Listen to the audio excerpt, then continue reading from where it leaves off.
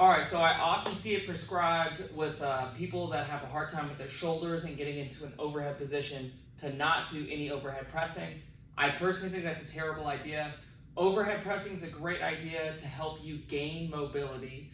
A lot of times people spend way too much time doing only horizontal pressing like bench press and push-ups, and that's just creating a worse problem. So our chest, our lats, we're already a little bit restricted. Our shoulders are designed to be able to go overhead so we can throw things.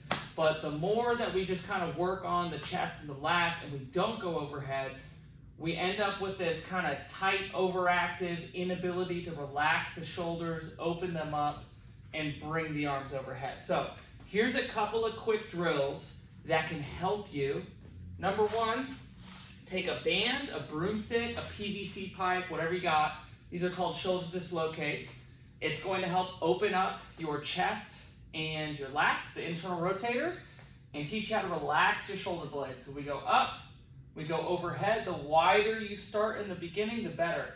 And it's very important that you push this PVC pipe or whatever you have away from you, especially right here, as opposed to just kind of letting it come down this way and bend the elbows to get it back there. So start off wide. As you do it, you can go a little bit narrower and a little bit narrower when you do these to open up a little bit more. The next one, after we do about 10 reps of that, is going to be a behind the neck press.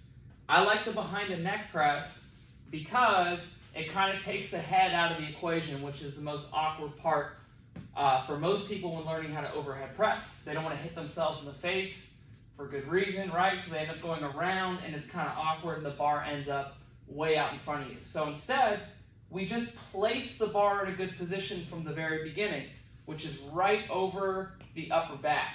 And that's where you want to end up when you're at the top of a press. So from here, pull everything back, proud chest, squeeze the shoulder blades together a little bit, keep your elbows underneath the bar, and then you're just pressing straight up. And it'll kind of help prevent you from doing this thing where a lot of times when people press, they kind of lean back to try to turn it into an incline press. But if you do that on a behind the neck press, your head's going to get in the way, right? So we'll do about 10 of these. And at the top, the focus is to keep it over the back and really lock the elbows out. And then another little tip here is when you look at your elbows, like if you were snatching or jerking, typically you don't want your elbows to face right up to the ceiling. That's more externally rotated, and it's kind of tough with that much external rotation to get it back. But if you allow your shoulder blades to kind of internally rotate and squeeze together a little bit more, you'll have a little bit of a better range of motion. So if you notice my elbows at the top, I'm not here with my elbows facing the ceiling or my head, but instead they come forward a little bit more.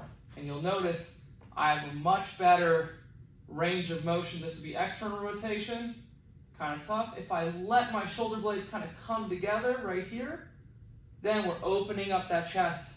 We'll have a much better overhead position. So you can even do that as a drill, which would be the third drill, where you bring it up, you're kind of externally rotated, and then you bring your head and chest forward a little bit and let the shoulder blades squeeze together.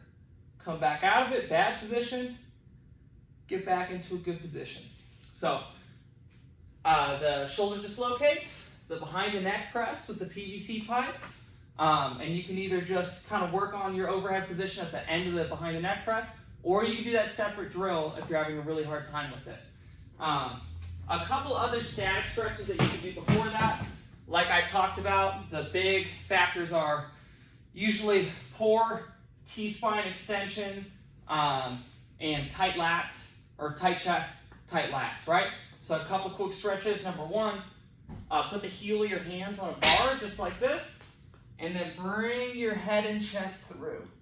And that'll kind of take care of everything right there.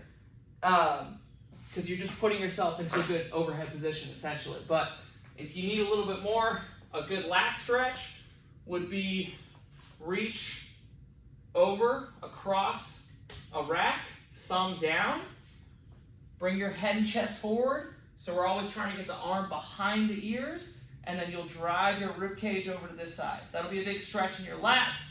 And a good pec stretch would be take your forearm and hand, put it flat against the rack, and then just open up a little bit, and that's the pec stretch.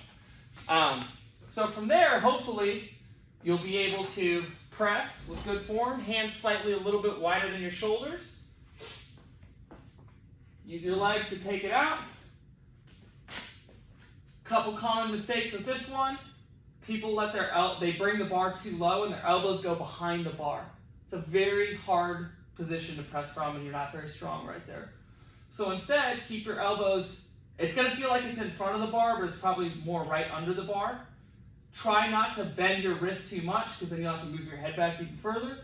So slightly neutral grip right here, neutral wrist, and then proud chest, head comes out of the way, drive up, head and chest come forward slightly at the top. So if you look at it from the side, my arms are slightly behind my ears.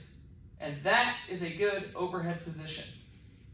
It just takes time and practice. The behind the neck press is a really good variation to start working on that. But my suggestion, if you have a hard time with your shoulders, if they feel restricted and tight, you have bad overhead mobility, don't avoid the problem, fix the problem. Use these drills and these stretches and start working on your overhead position. And 95% of the time, unless somebody has something really wrong with their shoulders, it gets better pretty quick. You just have to spend more time with strength in those positions. Slowly open it up. Your shoulders will be a lot happier. You'll have a much easier time throwing, putting things overhead the way our shoulders are designed to be.